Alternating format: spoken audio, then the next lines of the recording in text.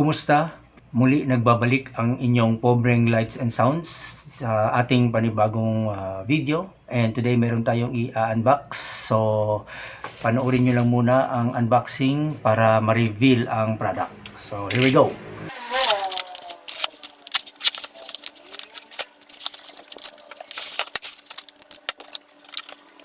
Alright, dito na yung ating panibagong product. Obviously, isa itong wireless microphone. So, binili natin bago lang sa online lang ito, Shopee. Budget meal kung tawagin na wireless microphone. So, unbox na muna natin and then ikukwento ko sa inyo ano ang istorya ng wireless microphone na ito. Buksan natin. So, sa loob niya is yung the usual manual. And then itong PL jack, meron siyang microphone, anong tawag nito, guard, yung kanyang power adapter. And then meron siyang free battery. Of course, yung dalawang microphone niya.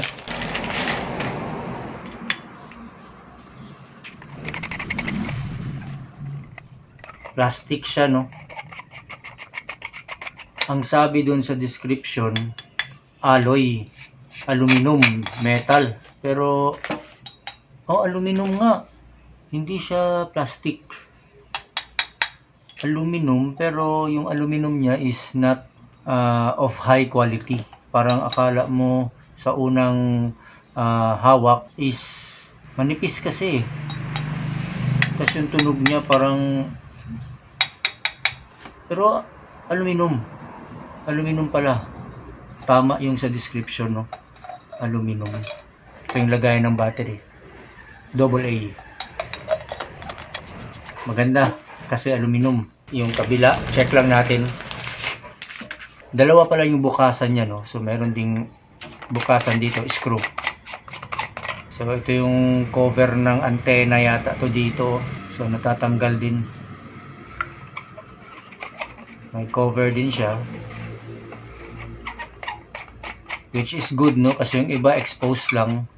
Ito, meron siyang parang protection na aluminum. Yun nga lang, malipis yung quality ng pagka-aluminum niya. So sa unang hawak, hindi mo masyadong maramdaman na aluminum, metal, akala mo plastic. Okay siya. Budget meal, pero aluminum. Magaan lang siya. Kasi nga, kanina, akala ko nga plastic eh. This time, itong pinaka-transmitter niya. By the way, maganda yung cellophane niya, no? Premium yung cellophane. Magandang klase. Parang imported. Mamahalin. Tsaka mabigat din siya. Maganda. So, bali ito yung pinaka-itsura niya. Ayan. Very basic lang. Ito yung parang volume lang niya. A and B. Tapos yung power. Mamaya i-on natin to. Tapos, antena sa likod. Yung antena is hindi siya detachable, no? Fixed. Tapos ito na yung A and B na saksakan, PL, and then power adapter na saksakan. So, ito lang ang laman niya. Itabi muna natin to. Yan. Kabit natin to. Or gamitin natin tong parang microphone niya para hindi mag-roll. So, yan. Hindi na nag-roll. Nag-roll kasi siya. So, hindi na siya mag-roll. So, ito na siya. Ganito ang itsura niya. Out of the box. Ito pala ay new box. UR26D. So, meron na akong new box. Nakagamit na ako ng new box na brand. Yung ating Class D 4-in-1 amplifier, which is very good yung quality. Wala akong masabi yung product. So, this one, nagkaroon tayo ulit. New box. So, may tiwala na ako. Although hindi pa natin natetesting to, pero sa previous experience ko sa Class D amplifier natin na new box is napakaganda. Kaya, may tiwala ako dito. Hopefully, hindi ako bibiguin. So, ayan, no, ito yung handheld microphone niya. Naka new box. So, may kwento ito. Bakit tayo napabili nito? Aside from mura siya, nasa 2,088 pesos lang ito. Price reveal, no? 2,088 pesos. Napakamura. Halintulad lang ang presyo niya doon sa aking unang-unang wireless microphone na budget meal din na 3 years ko nang gamit na Kevlar UR-H2 na nasa 1,800 plus shipping fee, naging 2,000. So ito rin 2,088 with shipping fee na. So kaya ako napabili aside from mura is meron kasi akong napanood na vlogger sa YouTube. Ito yung gamit niya. And pagka yun agad ang una kong napansin, yung kanyang wireless microphone na gamit is napakaganda ng tunog. At hindi lang ako ang nakapansin. Pumunta agad ako sa comment section para mag-comment at tanungin kung ano yung gamit na microphone dahil maganda. Lahat ng naka-comment doon is yun din ang napansin na napakaganda ano ang microphone na gamit niya. Kasi hindi naman niya pinakita kung ano. Basta nung MC nagsasalita at kumakanta yung performer, napakaganda. Yun ang napansin ko agad. Maging ang ibang mga viewers dahil parehas kami ng comment. So nag-comment ako. Thankfully, kinabukasan nag-reply at binanggit nga niya new box. Pero hindi niya sinabi yung brand. Yung model UR-26D, sinabi lang niya new box. So nag-search agad ako sa Shopee and then eto nga ang nakita ko. Paano ko nalaman na eto na yung nakita ko?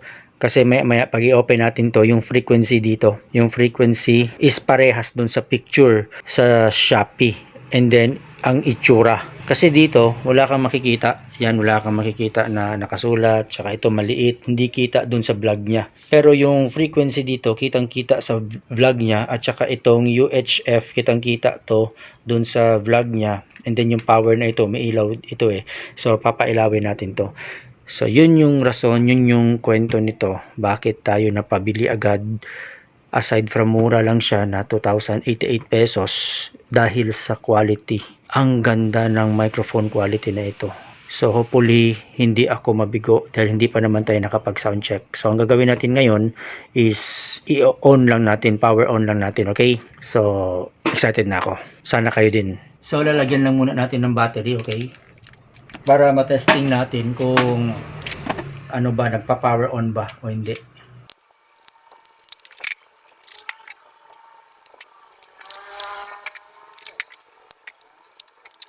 So ayan, nalagyan na natin ng battery. So try natin i-power on. Ayaw niya ng unang pindutan. So baka long press. Long press nga. Ayan o. Ayaw niya sa one touch. So long press. So ayan, nag-power on. Ganyan yung maging itsura niya. Simple lang. Ordinary lang. Hindi siya yung parang LED na LCD. So very basic, ordinary lang yung ano niya, yung ilaw niya dito. So ang pag-off naman, ayaw din niyang mag-off ng one touch. So kailangan long press to. Long press nga. So on natin ulit, long press. Ayun, nag-on. So ngayon ang unit mismo, transmitter, i-on natin. So bale nakasaksak na ito, no. Ito yung power adapter niya. Sinaksak ko na siya dito. Yan. So on natin. One press. Ayun, nag-on agad. Ito yung sinasabi ko na parang digital yung LCD. So ito dito, yung kanina sabi ko na hindi siya parang digital. So meron kasing iba na maganda yung ano niya dito, no. Pero ito ordinary ano lang siya kapag i-on mo ng ganyan. So ordinary lang. Hindi siya yung mailaw na kulay blue na parang digital. Hindi katulad dito sa transmitter niya. So maganda, no, kasi parang latest technology ang datingan dahil sa itong klaseng LCD na parang kulay blue na may pagka white. So ito namang ano niya, volume control or volume knob. Hindi maganda yung material na plastic, no. Hindi siya premium pero okay lang. Mura lang naman eh. Ang mahalaga dito is yung sound. Mamaya kapag matesting na natin to. So try natin yung off, isang pindutan. ayaw niya mag-off ng isang pindutan, so long press ito. Ayan, long press. So mga 3 seconds yata yun, kasi medyo matagal. Ang pag-on is 1 press lang, on agad.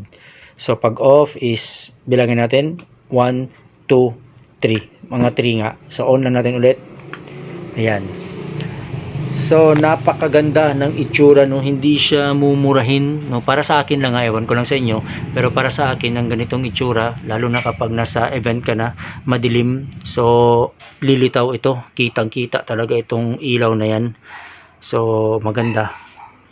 So try natin i-on ang microphone itself. Tingnan natin kung saan siya mag ko-correspond dito, channel A ba or B. On natin.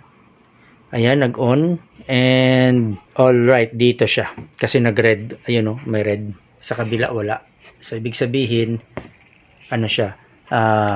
Channel B. Yung kulay blue is channel B. Ayan. Channel B. And then itong kulay orange, long press natin. Nag-on. Nagpula din siya dito. So ayan. Napakaganda. Sa halagang 2,088 pesos. Sound check. Hey. Wala. Akala ko kasi baka mag-move. Hindi naman siya nag-move, no? Hey, sound check. Wala.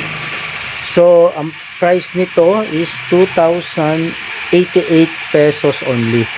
Napakamura, pero yung sound quality na narinig ko dun sa vlogger, maging yung ibang mga nanonood sa vlog niya, is yun din agad ang napansin. Lahat ng mga comments dun is yun ang kinoment. Boss, ano ang microphone na gamit mo? Napakaganda ng tunog. Yun agad ang napansin naming lahat na nanonood sa kanya. Kaya naengganyo ako. Sana hindi ako mabigo. Napakaganda. And ito yung sinasabi ko na 6 yung frequency, 633 tsaka 686. Ito yung nakita ko doon sa video ng vlogger na yun. So kaya nung nag-search na ako ng new box sa Shopee, so maraming mga model ng new box na lumitaw, pero ito yung nakita ko kasi yung picture doon sa Shopee is ito 633 and 606, and then itong UHF lumabas at saka itong power button na ito, ganyan ang picture talaga. So I'm sure na ito na yun, walang iba, walang duda. So ibibitin ko muna kayo, hindi ko muna ito isa sound check. Bukas magsa sound check ako. Antabayanan nyo bukas, okay? Sa ating sound check nito. Thank you so much for watching, and God bless, and to God be the glory.